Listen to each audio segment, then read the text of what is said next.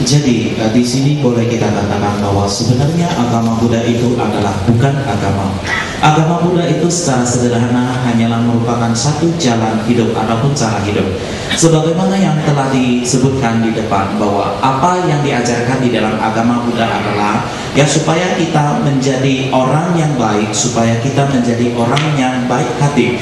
Jadi itulah sebabnya kenapa almarhum Karo Rinpoche pernah mengatakan bahwasanya agama Buddha itu sebenarnya adalah satu cara kehidupan yang dapat dijalankan, dapat dipraktekkan oleh siapapun, baik itu bagi seorang umat Kristen maupun umat Katolik. Ya karena misalnya kalau ada seseorang umat Kristen atau Katolik yang mengikuti jalan hidup daripada yang sebagaimana diajarkan di dalam ajaran agama Buddha, maka justru mereka akan dapat menjadi seorang Kristen yang lebih baik ataupun menjadi seorang Katolik yang baik. Ya sebagaimana yang diajarkan, karena sebagaimana kita ketahui bahwasanya agama Buddha adalah satu ajaran yang mengajarkan ya kita untuk menjadi orang yang baik, yang mengajarkan kita untuk menjadi orang yang lebih bertanggung jawab. Ya, lalu mungkin saja kita juga akan bertanya, apakah ajaran agama Buddha yang sudah sekian lama itu masih relevan pada zaman modern saat ini? Jawabannya ialah ya, agama Buddha sampai saat ini pun masih relevan.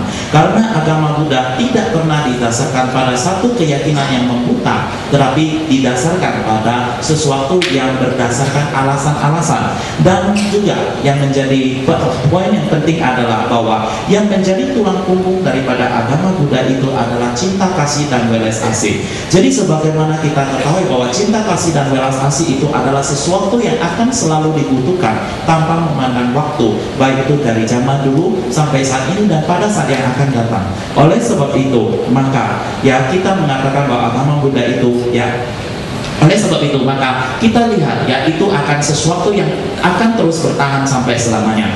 Dan bahkan pada saat kita membicarakan tentang perasaan cinta kasih dan welas asih ini, ya ini bukan hanya di dalam praktis religi saja, tetapi dalam hal kehidupan sehari-hari pun kita selalu harus mengembangkan pikiran cinta kasih dan welas asih ini. Kita harus selalu mengembangkan pikiran cinta kasih dan welas asih kita ini terhadap keluarga kita, sesama anggota keluarga kita, terhadap teman-teman dekat kita, terhadap kenalan kita dan semuanya.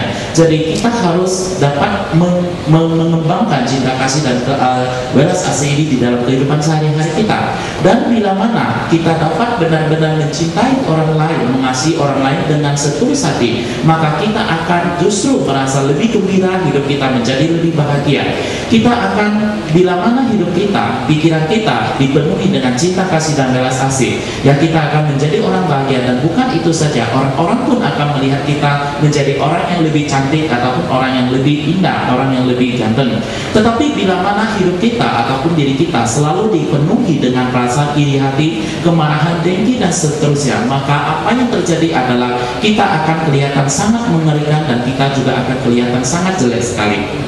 Ya, jadi inilah yang sebenarnya yang harus kita praktekkan. Maksudnya inilah cinta kasih, inilah yang seharusnya kita harus praktekkan dan kita bagikan sesama makhluk hidup. Jadi bila mana kita dapat mencintai ataupun mengasihi orang lain dengan tulus, maka secara otomatis orang lain juga akan mencintai dan mengasihi kita. Ya, jadi tetapi ya satu hal yang perlu kita perhatikan adalah waktu kita membicarakan tentang cinta kasih dan welas asih adalah tidak sama seperti cinta kasih dan welas asih yang mungkin selama ini kita miliki. Kita mempunyai cinta kasih dan welas asih terhadap antara orang tua dan anak-anaknya, antara suami dengan istri, antara saudara dengan saudara, antara teman dan seterusnya. Ya, kita memiliki cinta kasih tingkat itu, tetapi apa yang kita masukkan dengan cinta kasih dan welas asih di sini adalah yang jauh melebihi cinta kasih dan welas asih tersebut. Kita mungkin memiliki cinta kasih dan welas asih sampai tingkat di situ, tetapi yang kita cinta kasih dan welas asih yang kita miliki antara sesama keluarga ataupun sama family itu adalah cinta kasih dan welas asih yang sangat terbatas, yang memiliki jarak yang sangat dekat. Tetapi apa yang kita maksudkan di sini adalah suatu cinta kasih dan program welas asih yang tanpa batas menjangkau lebih luas, ya, menjangkau lebih luas, dan kita harus meningkatkannya sehingga ya kita dapat mengasihi semua orang ataupun mempunyai perasaan cinta kasih dan welas asih kepada semua orang. Jadi di sini ya kenapa sedemikian penting untuk mengasihi dan mencintai orang lain? Ya kita dapat melihat dengan kacamata, dengan mata kepala kita sendiri.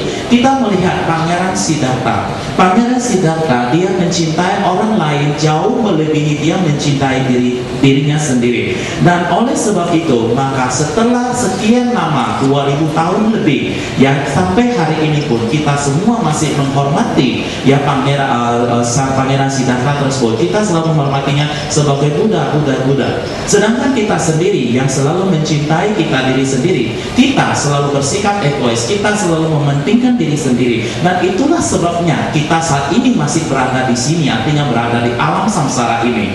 Dan oleh sebab itu bila mana kita masih melanjutkan ya proses cinta kasih kita terhadap diri kita sendiri bersikap egois ini, maka kita tidak akan pernah kemana-mana, kita tetap akan di sini. Dan Ibu Chi mengatakan ya dia sudah capek. Kalau kita tetap di sini, beliau harus datang lagi dan sudah capek untuk mudah-mudahan jangan kita ada di sini lagi supaya dia juga nggak perlu turun lagi ke sini. Okay. The love that I'm referring